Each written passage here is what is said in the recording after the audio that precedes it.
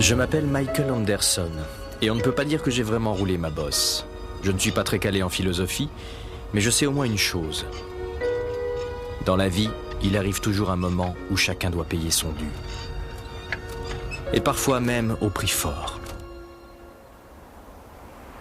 C'est une leçon que je pensais avoir apprise une bonne fois pour toutes, au cours de ce que les gens du coin ont appelé la tempête du siècle. Mais je me trompais. Ce n'est que cette semaine que la leçon a pris fin, et que j'en ai pesé toutes les conséquences.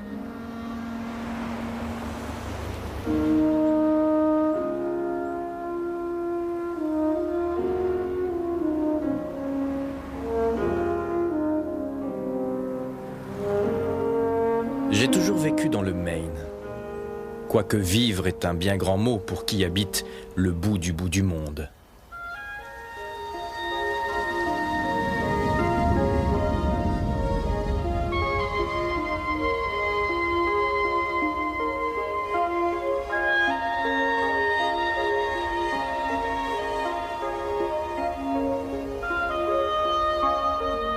Les habitants de Little Toll payent leurs impôts à Augusta. Ils ont un homard ou un aigle de mer pour décorer leurs plaques minéralogiques. Et ils soutiennent leurs équipes sportives, surtout celles de basket féminin, comme tout un chacun dans le Maine.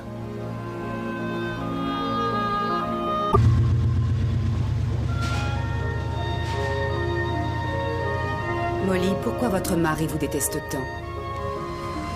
Qu'est-il arrivé réellement à Ralphie? Il s'est perdu dans la tempête. Ça arrive, vous savez. Il y a des tas de gens qui se perdent. C'est ce qui est arrivé à Ralphie. Il s'est perdu dans la tempête. Perdu à tout jamais.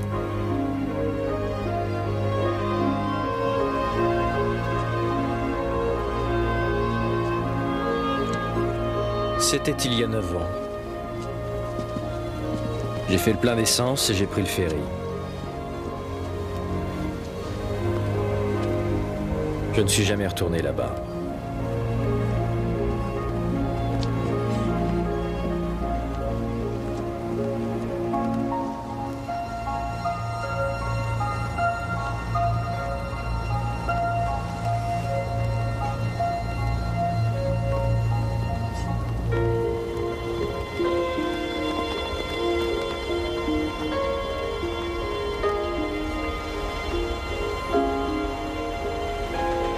Tout ce qui comptait, c'était de prendre des distances. Et chaque kilomètre au compteur m'éloignait un peu plus de Little Toll. Molly a gardé le compte en banque, le magasin, la maison et un petit bout de terrain qu'on avait à Vanceboro. Moi, je me suis contenté de mon blouson, en paix avec moi-même. Enfin, presque.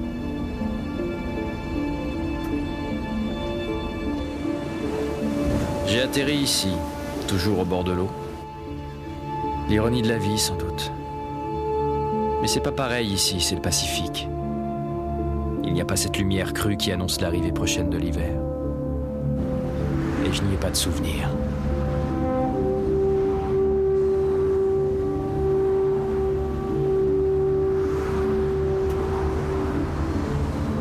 Oh, il y a bien plus simple, il suffit d'aller chez lui.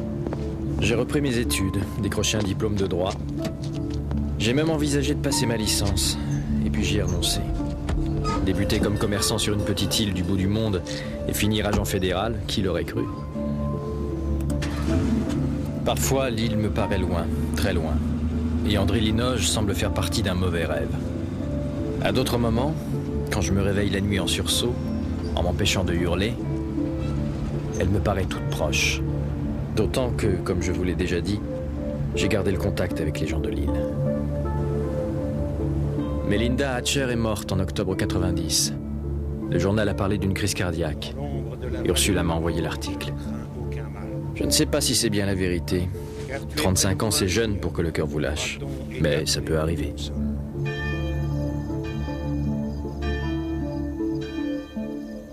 Molly et Hatch se sont mariés en 93. Ursula m'a également envoyé l'article. D'après ce que j'ai compris, ils forment un joli couple. J'en suis heureux. Je leur souhaite tout le bonheur du monde, et ce, du fond du cœur. Sur Little Toll, tout le monde n'a pas eu autant de chance. Jack et Angela ont divorcé 2 mois après le mariage de Molly et Hatch. Jack s'est battu pour avoir la garde de Buster. J'ai l'impression que ça s'est mal passé. Il a perdu. Il a quitté l'île pour aller habiter à Livingston, dans un meublé. Il s'y est suicidé une nuit d'été en 1994. Il a légué le peu de biens qu'il possédait à un certain Harmon Broski, un type qui a perdu un œil durant une bagarre. Robbie Bills a reconstruit le hangar à poissons et en 96, il a engagé Kirk. Kirk raconte que par une belle matinée de printemps, il a vu arriver Sandra, la femme de Robbie, en ciré et bottes de caoutchouc. Elle lui a dit qu'elle voulait faire une balade en bateau. Kirk l'a obligée à mettre un gilet de sauvetage parce qu'il l'a trouvée bizarre. D'après lui, elle avait l'air de rêver tout éveillée. Mais qu'est-ce qu'il pouvait y faire? Le temps était au beau fixe, il n'y avait pas de houle, et puis surtout, c'était la femme du patron. On a retrouvé le bateau, mais aucune trace de Sandra. Il y avait tout de même une chose curieuse. Mais personne n'a compris ce que ça voulait dire. Seuls les habitants de Little Toll auraient pu fournir un semblant d'explication, mais ils savent garder un secret.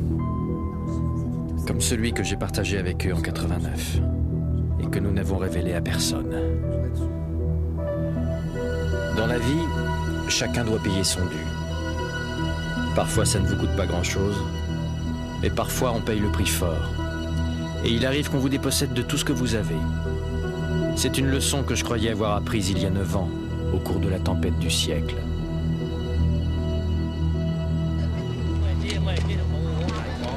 Mais je me trompais. À l'époque, je n'ai fait qu'effleurer le sujet. Ce n'est que cette semaine que la leçon s'est terminée.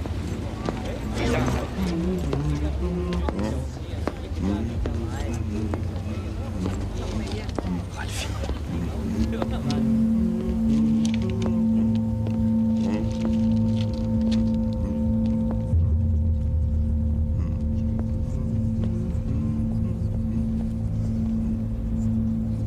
Ralphie!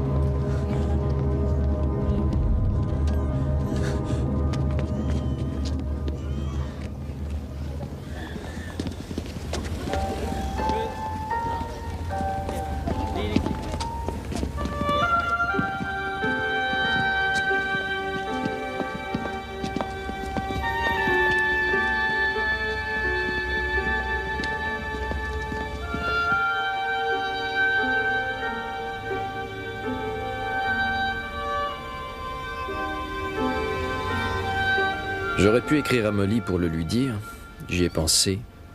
Je me suis même longuement interrogé là-dessus. Face à un cruel dilemme, comment savoir quel choix sera le moins douloureux? Finalement, j'ai gardé ça pour moi. Quelquefois, le plus souvent la nuit, quand je n'arrive pas à trouver le sommeil, je me dis que j'ai eu tort. Mais quand vient le jour, je sais que j'ai fait le bon choix.